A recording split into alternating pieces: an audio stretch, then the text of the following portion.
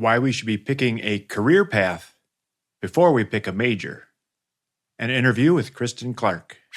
You have kids, they grow up, and before you know it, it's time to plan for college. Where do you start? How much is it going to cost? Will you qualify for financial aid? Should you be looking into scholarships? When will you be able to retire? What about student loans? The list of questions is never ending. The good news is, all the answers are right here. Welcome to the Taming the High Cost of College podcast. Here is your host, certified financial planner, Brad Baldridge. Hello and welcome to Taming the High Cost of College. I'm your host, Brad Baldridge. Today we have a great interview with Kristin Clark. She is a consultant that helps students figure out their career path and then ultimately their major and what they want to be when they grow up. There's a lot of great insight here about dealing with the undecided situation, where if a student can get some sort of goal in mind that they can appreciate and that they're going to be passionate about, it makes college a lot easier. There's a big challenge out there, I think, with a lot of families where the student doesn't really have a direction and therefore they don't have a lot of motivation. And that combination leads to a lot of challenges as far as getting into a college, staying in a college, and then ultimately graduating. Now, of course, a lot of families or a lot of students do what we would call the sharp left turn, where they change careers midstream or they change majors while they're at college.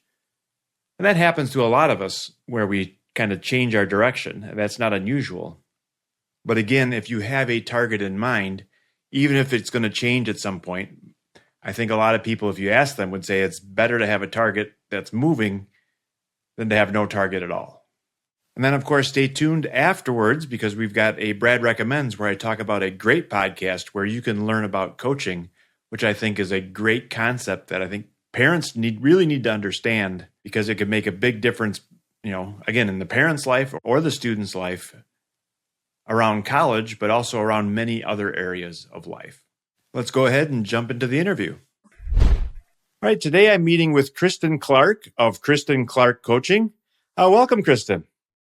Hey, Brad. How are you doing today? I'm doing well. So you have an expertise in coaching students around career paths and majors and that type of thing. Can you tell us a little bit more about why you got into it and what you do? Absolutely. And so, Brad, I can tell you that when my kids were heading off to college, I've got two boys, I'm a boy mom, and they were heading off to college. And I remember sitting at the ballpark and a good friend of mine looked over and she said, well, Kristin, you've got Chris enrolled in SAT and ACT classes, right? And I was like, well, what? And the swirl began where it was, oh my gosh, I'm a bad mom. I'm not with it. I don't know what I'm doing. What's next? And I talked to so many parents and they feel the same way, right? That this whole college planning process is just overwhelming and confusing. And when I really kind of went through this process with my family, what I realized is all of our consultants, all of our counselors at the high school, their job is to get these kids in to college, right? They help them with the SAT test. They help them with the essay writing, the college applications, finding a college. But nobody was really helping these kids figure out why they were going in the first place. What did they want to do for the rest of their life? What did they want to major in? That was a step that I looked at and I went, why are we not helping these kids? Mm-hmm. And that's really what got me interested in this. Right. So I think something that comes up on your website is you mentioned a lot about career path versus you're not necessarily saying major. So I think there's a distinction there. Then how do you see that affecting the situation? Yeah. Well, I got to tell you, Brad, I struggle with this name all the time. The name of my course is called Pick the Right Major. And the reason I've done that is because parents are in this checkbox kind of mode, right? It's all about getting the kid into college. So that's what they know that they need to do. Right. What I truly do is 95% of my training is talking to the kiddos about a career path and what they would really like to do with their life. And the reality is a major falls out of that. The major is easy at that point. Right. And one of the crazy statistics is 2/3 of kids going to college the most overwhelming part to them is picking a major. Mm-hmm. And, you see them freshman year, sophomore year in college, still kind of kicking the tires and throwing around ideas. And they're looking around campus and they're going, wow, everybody else has their act together. I'm the only one that doesn't know this. So you get a lot of confidence issues that happen that freshman and sophomore year. Mm-hmm. And I looked at it and I'm like, there shouldn't be. There are opportunities to have this discussion with those kiddos before they go off to college so that they can at least get into, I call it the pie shape. And if I know people can't see my hands, but I always show my hands where it's a circle. And I'm like, if these are all the career paths you could ever think about, if I can get a kid into a pie shape and now they can go to college and they can focus on that pie shape and get rid of all the white noise that's around it and go and play in there and try new things and get to do what college is supposed to do, which is let you experience all these awesome things within this pie shape. Mm-hmm. And then when you start to get to that senior year, that pie shape starts to narrow. And when you get out, you've got a much better idea of what type of job you'd like once you get out of college, right? Where that career path starts. Right. So, yeah, the whole idea of not having these discussions before college, I think it's how we used to do it 40 years ago, Brad. Things haven't changed that much, right? Mm-hmm. We didn't have these discussions before we went to college. But I'll tell you, back then. Yeah, back then we just changed our major 4 times. And it didn't matter because if it took us 6 years to figure out our life, there wasn't nearly as high of cost for sure. Exactly, right? And it's crazy to me that, it's taking a 4-year degree. 41% of kids get a 4-year degree in 4 years. Mm-hmm. Exactly. 40%, those numbers are not awesome. And I think something just needs to change. I think we need to change the way we're thinking about this. Absolutely. And I think there's a lot of change coming to higher ed. I just don't know how quickly it's going to get here. So if your students are in high school, you're probably going to get what we know today. If your kids are 2, it's hard for me to predict for sure how things will be different, but I think they could be. So I think that's one challenge. So let's drill into an example because I think this would be helpful for most people to really understand. So I got a kind of a case study here, and you haven't heard this before, so we're going to put you on the spot a little. But if we have a student, and I'm going to build a continuum here. So some students would, they would essentially say, we're no clue, right? I have no idea what I want to do. And I think there's 2 areas there. One is they don't feel like they excel at anything, or the other is they feel like they excel at everything, right? I'm great in math and science, but I like to write. And, I'm interested in doing good things for the world. So maybe I want to do volunteer type stuff and be a police officer or a firefighter and give back to the community. But I love math and science and I love music and I love, so there's that side, there's that undecided.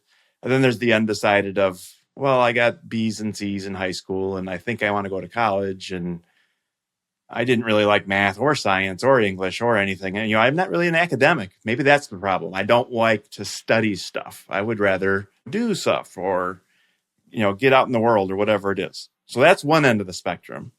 The other end of the spectrum is someone that might say something to the effect of, I want to be an English teacher. I want to teach juniors and seniors in high school. Probably writing and literature will be the topics I want to cover, right? That's someone that sounds like they've got it all, quote unquote, figured out. But then there might be 2 steps in between where someone might say something to the effect of, well, I like to write. Other than that, I'm not exactly sure, but I know I'm not the math and science. I'm the writer. I want to be some sort of something writing related. And then maybe one step above that would be, I want to teach and write. And perhaps I want to teach writing. Right. So there's kind of that continuum. And then you see students that fall. And you could do the exact same continuum in the sciences, right? I'm interested in some sort of science all the way to I want to be a chemical engineer and go work for Dow Chemical when I grow up. Yeah, so you brought up a whole lot of different ideas in there, Right. But let me tackle a couple and you can keep throwing them in there. Right. I think one of the most amazing things are those people that knew what they wanted to do when they were 5 years old. Very few of those, right? That they're like, I'm going to be a doctor. I think they can also be the most dangerous for families in that they've had this idea in their head forever and ever and ever and ever, and nobody's ever challenged it, right? They've always been like, oh yeah, you got to do that. You've been talking about this since you've been knee high. For the ones that are just super clear on it, let them soar, right? If they're super clear, but I would tell parents all day long, still challenge it. And for this reason, when you've told yourself for so long that's what you're going to be, and you go to college and you start down that path, and for some reason you figure out that it's not the right path, man, that's where your identity has been. So I would say parents just challenge it very healthily, if that's the right word, but in a healthy way, let me say it that way, and let them tell you why they want to do that. Okay. You'd brought up the kid that has no idea. And what I found, Brad, is that I'm going to say about 75% of kids have an idea. I think that they're just afraid to say it out loud. And a lot of what I see is that parents play such an important role for all of us, and they have such a huge influence in these kids' lives that the very first reaction that the parents have when a kid comes to them and says, I think I want to, boom. And a lot of times, for parents, we've been picking them up since they've been babies and making sure they don't fall and helping them and telling them what they should do. And this is the point in kids' lives where you need to not have an opinion.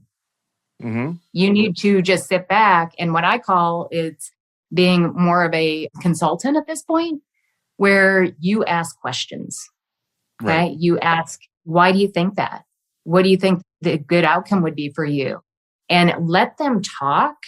Don't tell them what they should do, because then when mom and dad come to them and go, yeah, we think you should be a lawyer, they're like, okay, check the box. That's what I'm going to be. I'm going to be a lawyer. And they get off to school, and 2 years later, they're like, well, that's not what I want to do at all. Right? So it's let them kind of explore and talk about what they want to do. And I will still go out on, that 75%.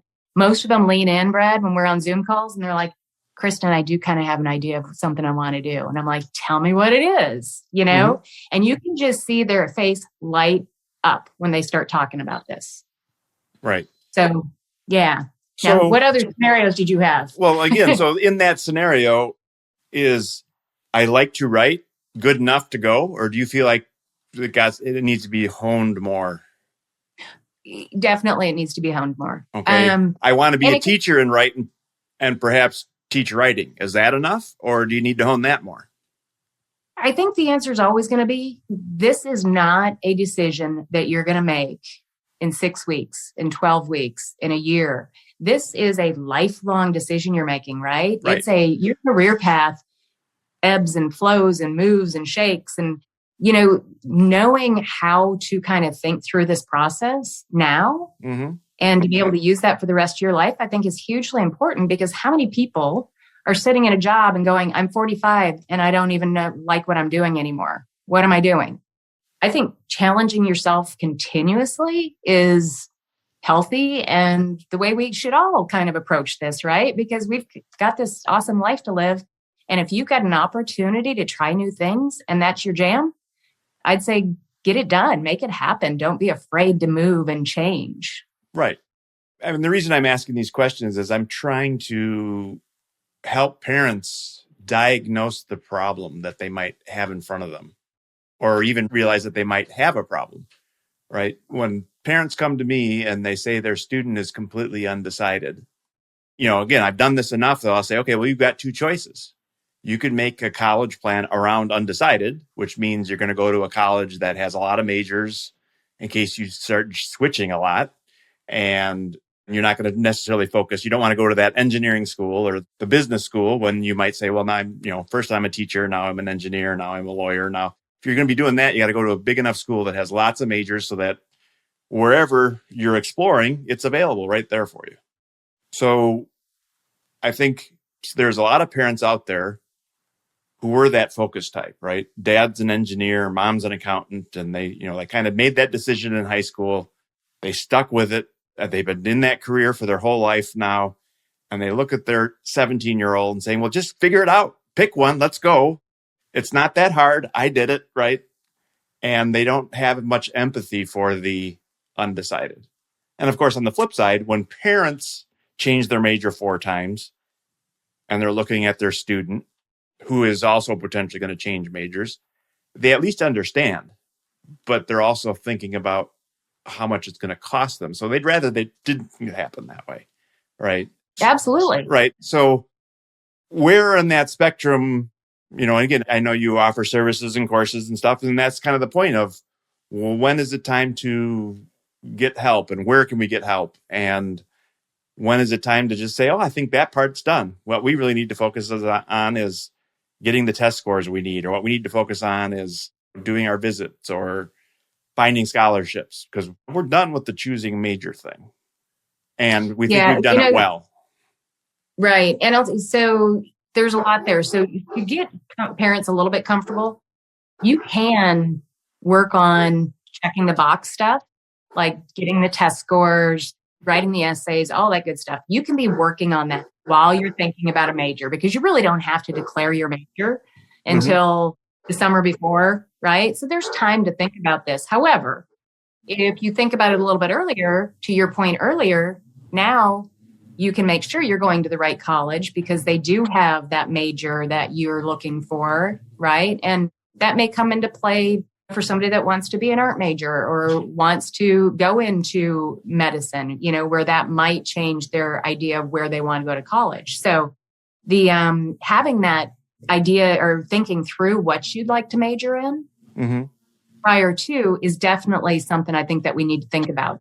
Now, this is a little bit of a new concept, Brad, in that, did we have these conversations walking into college? We didn't. Right. Right. But to our point earlier, we could afford to do that because I put myself through college on a waitress salary. These kids can't do this today. And now we're handing them basically the keys to a starter home for them to go to college. It's a much different playing field. So we can continue to bury our heads in the sand and not have these conversations, or we can have this conversation at 17 years old about what do you want to do when you grow up? Right. And I'll tell you, go ahead, because I'm going to get the typical male response to this. Right. Well, I think there's the whole coaching across all things, right? If you want to become and parents don't quite think about it that much, but right, if you have no idea how to play piano and your 8-year-old says, I'd love to learn how to play piano. I think that would be fun. I've got a friend that plays. And if you say, well, that seems like a good idea, well, you're going to buy a piano and you're going to hire someone to teach them. You're not going to say, well, I got to go learn how to play the piano so I can teach them how to play the piano. You just don't even think that way when it comes to piano. Right. Do you think that way about playing baseball? Again, if you're completely not athletic, it's like, okay, well, I'm going to let the Pee Wee coach deal with that because I have no idea. I can't, right? And some parents would say, well, I know how to play baseball and the coach is going to do it wrong, so we get that situation. But now we have career coaching at all levels, right? If you're a high paid executive all the way down to someone that's unemployed and looking to change careers, there's coaching available. And the reality of coaching in general is it can and often does make things better where you have better outcomes, but most people don't know it exists, especially around things like college. You're right. And this is something very new, that we didn't think about doing this for the longest time. And when I heard that 30% of kids go to college and don't go back after their freshman year, I was like, okay, that can't be ignored. Why is that happening? Why are only 41% of our kids graduating from college that in 4 years that go? That's kind of what got me started in this, thinking about this business and seeing this little niche where it was like, nobody's helping our kiddos do this, right? And here's the other thing that we run into, Brad, and I'm just coming out of this, but as parents to the 17, 18, 19-year-old, we're stupid. We've not lived a life. We are just morons, right? They're like, yeah, you don't know anything. My friends know it all, right? So having myself, a 21 and a 24-year-old, I'm just starting to get smart again. Right. And where they're coming to me, right? So yeah, this, coaching around this is something that very few people in the country are doing, quite honestly. I seek them out because I'm always like, hey, how are you doing this? And, let's talk more about making sure we're giving these kids the best we can give them. And there aren't a lot of us. Right. But I do think it's where I thought you were going to go with this, Brad, is I always have the dads raise their hand and I'm like, Kristin, really? Can you, get a 17-year-old to figure out a career path? And I look at him, I'm like, what's the right age? Is it 18? Is it 20? Is it 25? Is it 45? When's the right age to start thinking about a career path? And I look at it and I'm like, why would you not start as early as you can to start really delving into what am I interested in doing? I was talking to a client and he had no idea. It was one of those kids that he's like, I really, really just don't know. And we got talking about sports and he did the leaning in, his voice went up, his eyes just started shining. And he was like, I just love sports, Kristin, da-da-da-da-da. He was just going on and on and on. I was like, why don't you do something in sports? And he's like, but hold on. He goes, I'm really not that good of a player. And I said, imagine all these jobs that you could have around sports. And if you could be around that all day long, let it make you happy. He's like, oh my gosh, if I could be around, athletics all the time. Now we're talking about, okay, let's at least get you excited about a path to go down. And then we dug into his CliftonStrengths, which we can talk about in a second. But all of a sudden we realized he was all about people, about building relationships. Now we had something to work with because he was so people oriented. It was like, okay, what in sports could we help you do that would really get you excited about sports?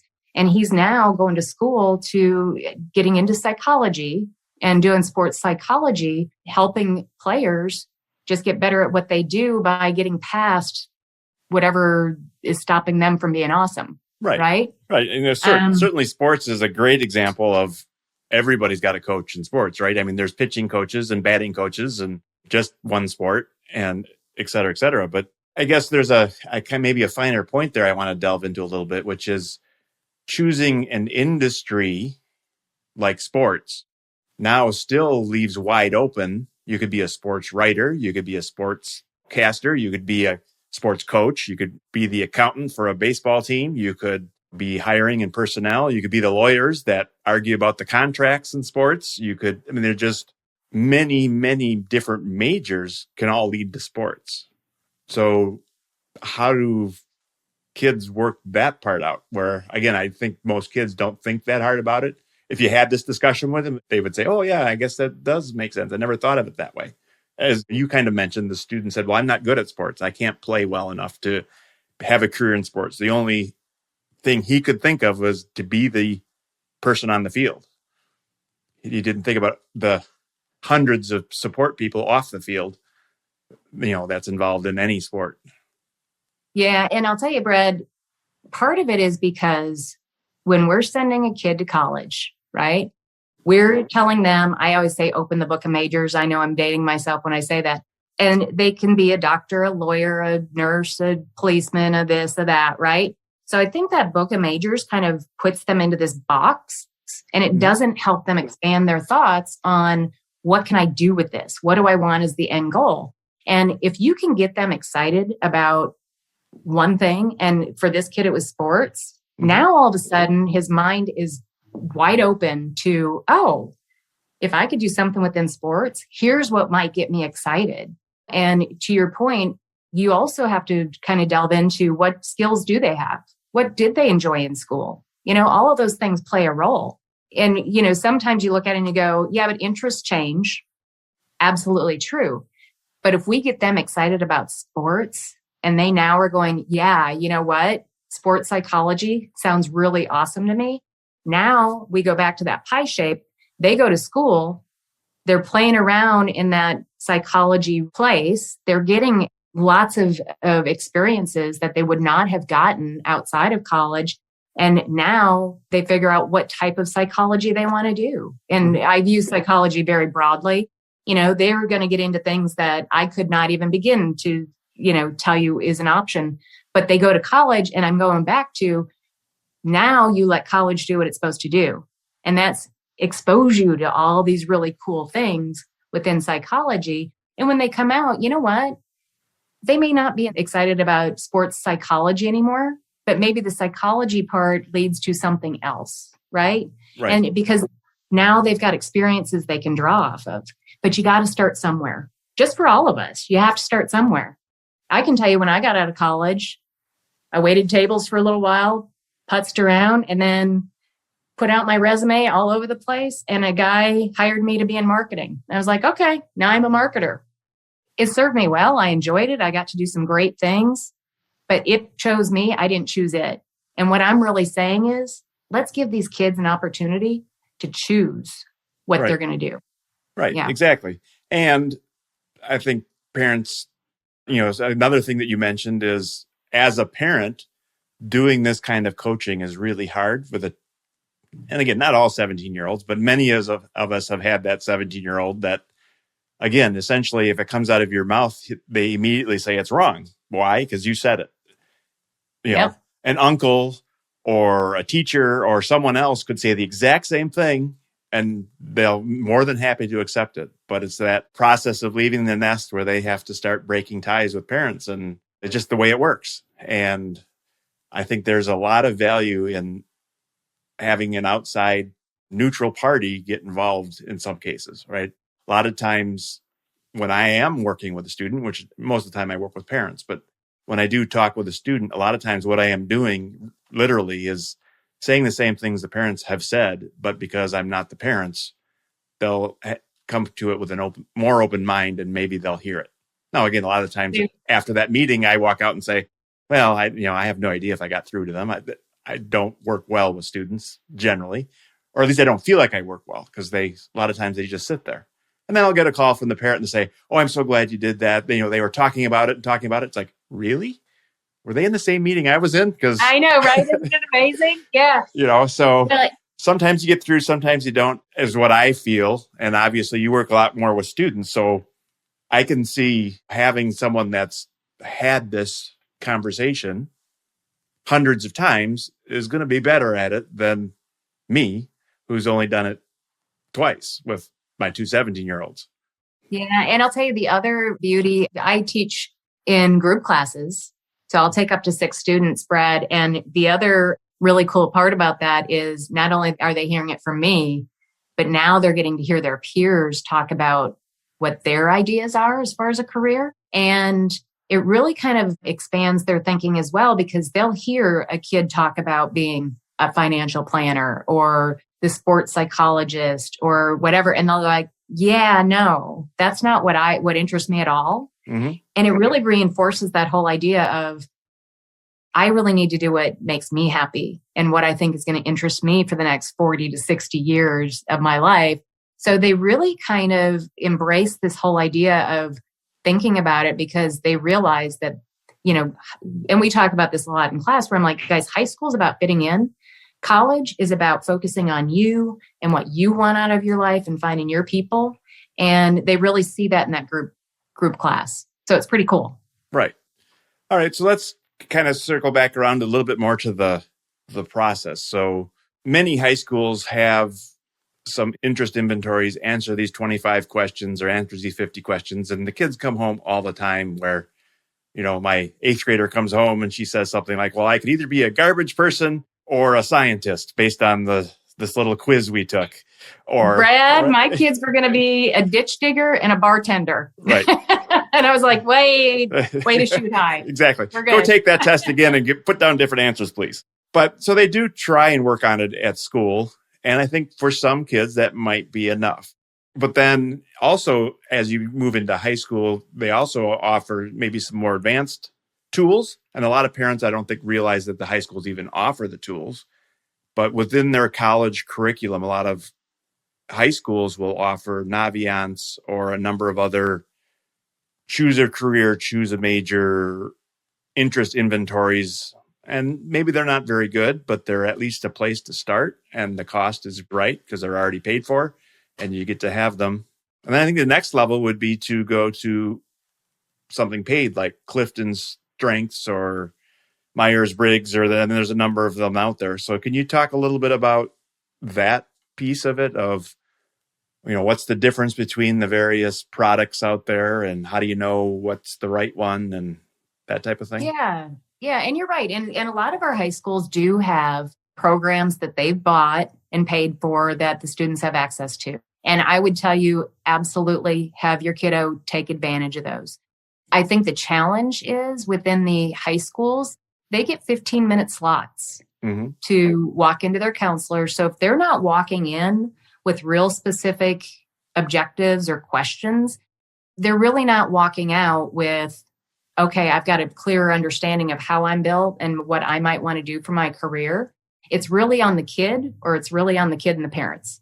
Okay. So at the end of the day, that's kind of what you get. Our counselors just don't have enough time in their day. But I will tell you, for the kiddo that's invested and they put the time in and thought about and done that and gone to the counselor with the right questions, I think that there's a great opportunity there for families. As we've talked about, the CliftonStrengths assessment is the cornerstone of my business. And why I fell in love with it is this. A lot of times with your DISC testing or your Myers-Briggs, you're like, I'm an ENTJ. Okay. And you're like, great. Now, what does that mean? I can't remember, so I've got to dig it up, right? And what do I do with it? Right.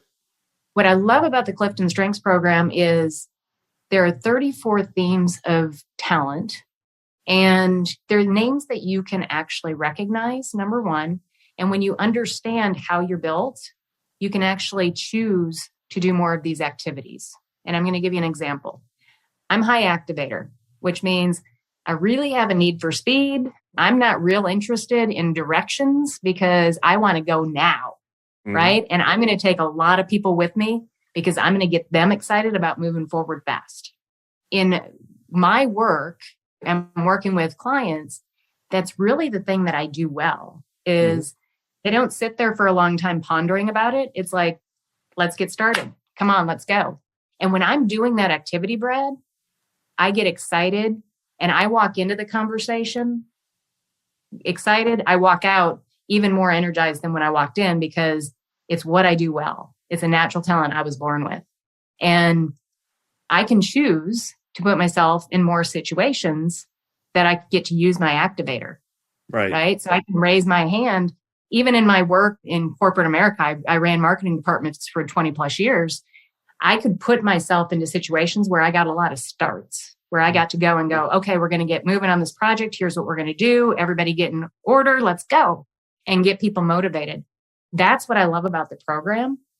And just to even back up a little bit and talk about what the CliftonStrengths does is it gives you this list of 10 to 12 strengths is what we typically work within. The top 5 are called our signature strengths. And they're these talents that energize us and make us happy.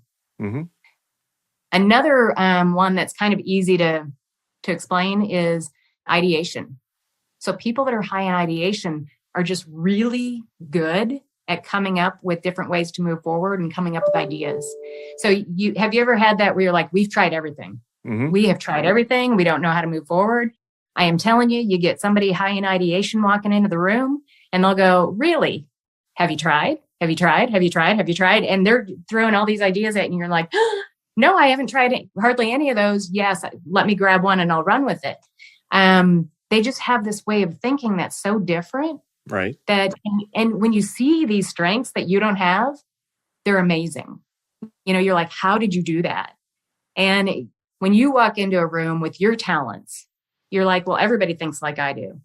Right. The reality is they don't, right? You bring in these really unique gifts that are just amazing. And when you have that language to be able to describe what they are and ask for those in your life, the world's your oyster. Right. So I guess another continuum that I want to talk a little bit about, because I think parents struggle with this too. And this is one of my frustrations of if you work with enough kids, you realize that they're so different that well, why can't you do it this way? Because your cousin Sam had no problem with this. He's not your cousin Sam, and everybody has different strengths and weaknesses.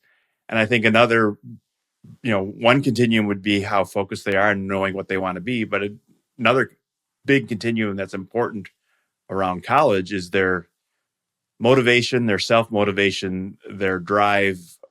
And again, right, the top 10 or 20% of students that are the go-getters, they're probably going to be fine no matter where they go, what they do, because even if they pick wrong paths, they'll figure that out. Then they'll pick a new path and they'll solve the problem. And if they graduate with a lot of debt, they'll figure out how to pay it off and that kind of thing. So that's one end. And then, of course, the other end of the spectrum is, this kid's never going to be out of my basement and I know it. All they want to do is Xbox, and they're not in, we can push them into college if we fill out the applications for them. And if we make it really, really easy and then pay for it all and serve it up on a silver platter, then we have a shot at getting them to go to college. But if we leave it up to them, junior and senior year are going to pass by, and then they're going to pop their head up and say, oh, wow, now what? And obviously everywhere in between. So if you have a highly motivated, I could see where this could help. And again, usually the highly motivated are those kids where they are good at a lot of things and they're afraid to commit to a particular path, because if they say yes to one path, they're saying no to the 10 others that they think are really good. But what about the kid that's kind of on the other end of the spectrum who's not, again, thinking college is where he's going to go because parents have said, you're going to college because, and again, a lot of parents believe, and it's got some truth to it, that college is the path to success. Therefore, you shall go to college. And especially if parents are educated themselves and can afford to pay for college or a portion of college, they're like, well, let's make it happen. Every job in the world these days says you must have a 4-year degree. So let's go get one that, since you don't know what to do. How does what you do help in that regard? I have a theory that maybe that lack of motivation is because they don't have a path. So they're not excited. Oh my gosh, you just hit the nail on the head. It is that they're going overwhelmed. I have no idea where to start. Everybody else is talking about this, that, the other thing. I'm getting pressure from mom and dad that I need to figure this out, and I don't know what I'm doing. And I'll tell you, Brad, I always say that my best clients are the ones that are afraid enough that they know that they don't know what they're doing. Mm-hmm. They really are, where they're like, they dig in. And I'm telling you, these kids do not miss my class. So It's a 6-week course, right? And the parents, every time I talk to them, they're like, Kristin, I don't know what you're doing, but I don't have to prod them. I don't have to remind them. They make sure they're going to your class. And I think it really is, Brad, that they know they don't know what they're doing. And when we're in this environment and we're walking you through step by step how to think through this, they're like, oh my gosh, okay, it's starting to make sense. And you think about that kid that came to me and he's like, I've got really no idea. I've got no idea what I'm doing. And then he leans in, he talks about sports, gets excited. And you're like, man, you can do something with sports. Now you've got a kid that's energized, right? Then I layer in, and let's talk about all these things that you're really good at. And they're like, I am good at these things, Kristin. And I'm like, I know, because you're giving me examples, right? And it hits them to the core that they're like, I have things to give. I have things that I'm good at, and I have things that I'm interested in. Now, all of a sudden you look at it and they go, I'm kind of excited to go to college, right? Because they have the end goal in mind. And I think that's where we get challenged is we're handing these kids $125, $150, $300,000 to go to college, and they get the joke. They know this is expensive, right? And they're going, the ones that are going in going, they're telling me just to figure it out as I go. I have no idea how to do this. The ones that are walking in with at least in that pie shape, where they're like, I've ruled out a bunch of stuff, so now I'm going to go in and play in this area. They at least feel like they've got a plan, and they know how to replicate that decision process because we've talked through it. You know, they're thinking about their interests. They're thinking about their skills. They're thinking about their strengths. They're thinking about what's important to them. Can I make money at this? Is money important? You know, all these things. Now they're like, okay, let me keep refining this. And they've got a plan. I hear this all the time where went to a hairdresser and she's like, Kristin, I went to my roommate when I was a sophomore and went, all I really want to do is hair. I don't really even know why I'm doing this. But she went through the 4 years because she had to check the box because the parents expected. She got out, hated whatever she was studying, and went and got her hairdresser license, loves what she's doing every day, is doing very well for herself. If we could have had that conversation before she went to college, she could have been making money as a hairdresser for the last 4 years instead of going through college feeling disappointed in herself, not feeling confident about what she was doing, knowing she's spending a bunch of money, and walked out with $120,000 worth of debt. Right. And now she's paying off, right? So it's all about getting these guys confident about, I'm working through my plan. The plan may change, right? Because our career paths change, but at least I know how to work through it. Right. So it's that confidence, that they can get by just thinking about it versus putting their head in the sand and going, I'll just figure it out as I go. Right. Absolutely. Yeah. All right. Well, I think we've learned a ton. People want to learn more about your group classes and some of your free resources and that type of stuff. Where can they look you up? Yeah. So KristinClark.com is, and my name's spelled on Brad's information. Yeah, we'll put all the information in the show notes. So if you can go to tamingthehighcostofcollege.com/140, and that will have everything, all the links to the stuff that we're talking about. But go ahead and shout them out anyway, so that I'm sorry, Brad. I've got a really easy way for you to get a college planning timeline. And by the way, it includes all this information about thinking about a career path and a major as well. But the timeline, you can text timeline to 71441 and get my timeline, or go onto my website and you'll get a pop-up and you'll get one of my downloads and you'll get put on my email stream. And I'll tell you, I've got such a rich amount of information on there about planning for college that you will absolutely want to be on there. Absolutely. All right. Well, I really do appreciate all the great information. Hopefully people, that need your services will look you up. So thank you for coming out and spending some time with us. Thank you, Brad. All right. That was a great interview. Hopefully you learned a ton. I know I've got some clarity around the concept of a career path first and a major second. I think that's a great bit of advice because a lot of students are trying to choose a major instead of a career path. And a career path might be easier to comprehend, and or finding a passion and then a career path and then a major may make a lot more sense for many families. As always, we've got show notes available at tamingthehighcostofcollege.com/140, where we'll have links to everything that Kristin talked about, as well as links to the podcast I'm about to recommend here. So stay tuned for Brad Recommends. The latest tips, tricks, and tools you can use today. This is Brad Recommends on Taming the High Cost of College. Today I'm recommending a podcast called Against the Rules by Michael Lewis. And more specifically, I'm recommending the series he did on coaching. So in May and June of 2020, he put out a series of episodes, titles like The Coach Effect, The Coach in Your Head, The Data Coach, The Unfair Coach, Aim High. These are great episodes where he talks about coaching and the effect that it had on his life, as well as how coaching works and how coaching can certainly help many different professionals and non-professionals as well excel at a sport, excel at their work-life balance, excel at their career. There's lots of different ways and types of coaching, and coaching just seems to make a big difference in many areas. So if you want to learn more about coaching, then you can think a little bit how that might help your student as far as, do they need coaching around ACT test prep or essays, or do they need coaching around choosing a major or figuring out what they want to be when they grow up?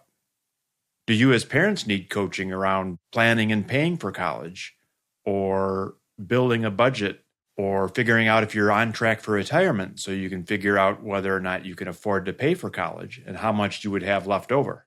All those things are different types of coaches that can help. Now, all of those things are different types of coaches, and they can provide a lot of clarity around what you're trying to do and what path might be the best way to get there. Of course, we'll put information about the podcast in our show notes so you can find the links there. But again, if you're just going to go to your podcast app, it's Against the Rules, Michael Lewis. It's a Pushkin podcast. You should be able to find it pretty quickly. It's a pretty popular one. Has 8,000 ratings in Apple Podcasts. All right, that's all we have for today. As always, we appreciate reviews at Apple or Spotify or wherever it is you're getting your podcasts. We will see you next week. Thank you for listening to the Taming the High Cost of College podcast. Now it's time for you to take action. Head to tamingthehighcostofcollege.com for show notes, bonus content, and to leave feedback for Brad. The next step on your college journey starts now. Brad Baldridge is a registered representative of Cambridge Investment Research and an investment advisor representative of Cambridge Investment Research Advisors, a registered investment advisor. Securities are offered through Cambridge Investment Research Incorporated, a broker-dealer and member of FINRA and SIPC. Brad owns two companies, Baldridge Wealth Management and Baldridge College Solutions. The Baldridge companies are not affiliated with Cambridge Investment Research.